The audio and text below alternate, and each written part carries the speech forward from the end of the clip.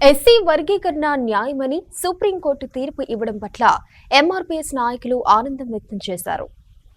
న్యాయమని supreme court తీర్పు ఇవ్వడం పట్ల హర్షం వ్యక్తం చేస్తూ భూపాలపల్లి జిల్లా కేంద్రంలో బీజేపీ నాయకులతో కలిసి ఎంఆర్పీఎస్ నాయకులు సంబరాలు చేసుకున్నారు. బాణసంచా కాల్చి స్వీట్లు పంపిణీ చేశారు. ఎంఆర్పీఎస్ అధ్యక్షుడు మందకృష్ణ మాదిగ ప్రధాని మోదీ చిత్రపటాలకు పాలాభిషేకం నిర్వహించారు. అనంతరం అంబేద్కర్ చిత్రపటానికి పూలమాల వేసి నివాళులర్పించారు.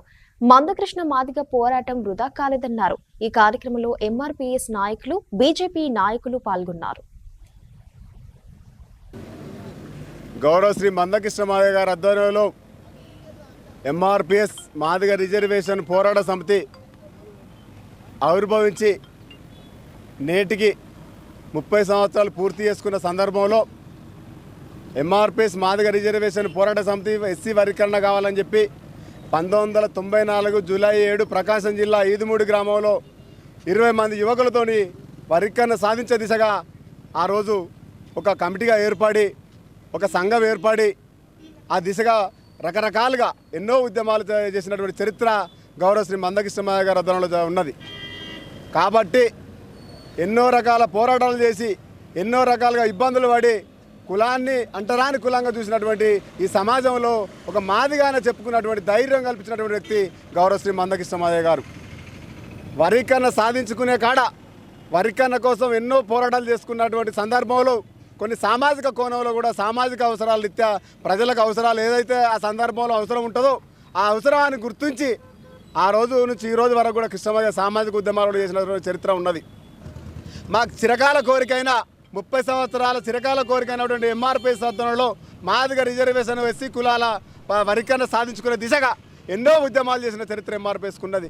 దానిలో భాగంగా గౌరవ నరేంద్ర మోడీ గారు ఈ దేశానికి ఈ రాష్ట్రానికి వచ్చినప్పుడు అంతకంటే ముందే ఏది ఏమైనా కృష్ణ మేము మీకు ఖచ్చితంగా వర్గీకరణ సాధించి పెడతామని చెప్పి గౌరవ నరేంద్ర మోడీ గారు చెప్పడం జరిగింది.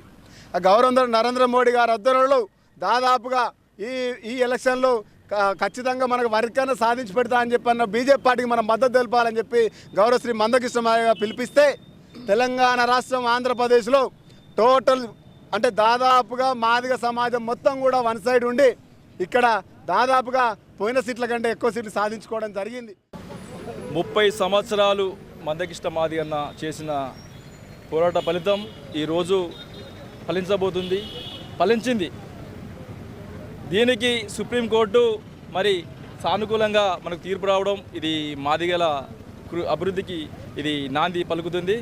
కాబట్టి ఈ ఎస్సీ వర్గీకరణకు మరి యొక్క మన భారత ప్రధాని నరేంద్ర మోడీ పక్కన ఉండి దగ్గర ఉండి ఈ వర్గీకరణకు మరి కమిటీ వేసి అతి తొందరలోనే సుప్రీంకోర్టు తీర్పు తీసుకురావడం ఇది మన మాదిగ జాతి ఆయనకు రుణపడి ఉంటాం.